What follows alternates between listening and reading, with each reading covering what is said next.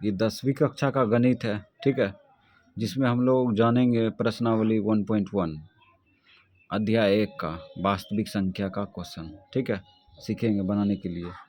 तो इसमें कह रहा है निम्नलिखित निम्नलिखित संख्याओं का एचसीएफ ज्ञात करने के लिए यूक्लिड विभाजन एल्गोरिथम का प्रयोग कीजिए, ठीक है। यानी कि ये जो है पूछ रहा है कि एचसीएफ ज्ञात करें, ठीक है, यूक्लिड विभाजन एल्गोरिथम का प्रयोग करके। तो हम लोग जो है यहाँ से देखते हैं तो 3 क्वेश्चन देख रहे हैं, ठीक है। तो 1 नंबर का, ठीक है, ये सब भाषा उतारने का कोशिश नहीं करेंगे। अगर भाषा उतारते हैं तो समय इन्वेस्ट होगा।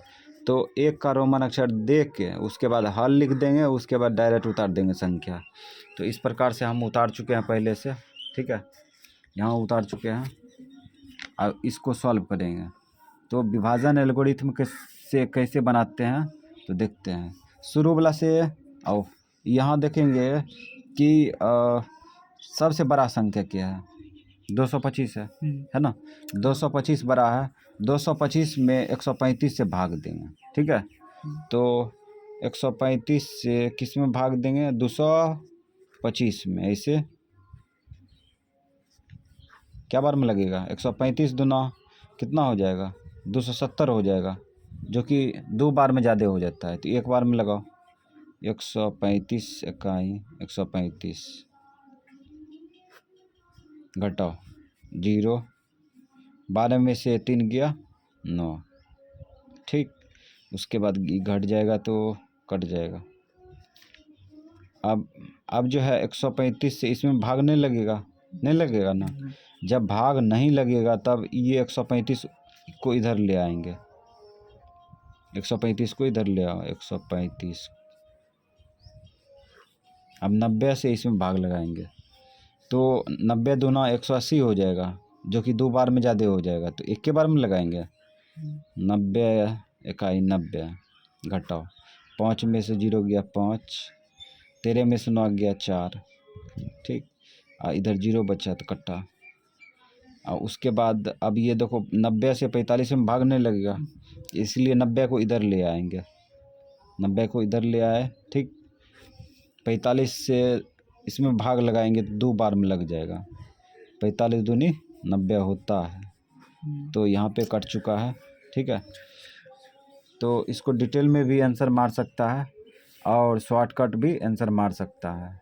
इसमें कुल 3 बार भाग लगा है, ठीक है। तो एक बार जो है डिटेल में थोड़ा सा बता दे रहे हैं। भाज्य बराबर भाजक गुना भागफल, भाजक गुने भागफल प्लस शेष, ये सूत्र होता है, ठीक। भाज्य बराबर भाजक गुना भागफल प्लस शेष। तो भाज्य किसे कहते हैं, जिसमें भाग देते हैं। तो भाज्य इसमें कितना है, 225 लिख दिया। भाजक जिससे भाग देते हैं उसे कहते हैं। भाग किसे दिए हैं, 135 से। अब भागफल तो जानबे करता है, भागफल कितना है 1, शेषफल 90 है। दूसरा स्थिति में देखो, दूसरा स्थिति में भाज्य कितना होगा, 135 होगा, 135 और भाजक हो जाएगा 90, अब भागफल हो जाएगा 1 और शेषफल हो जाएगा 45। तीसरा स्थिति में देखते हैं तो 90 होता है भाज्य, तीसरा स्थिति में 90 भाज्य, ठीक है। उसके बाद भाजक हो जाता है 45 गुना भागफल 2, शेषफल 0, यहाँ 0 है ना, 0। ये थोड़ा डिटेल हो गया।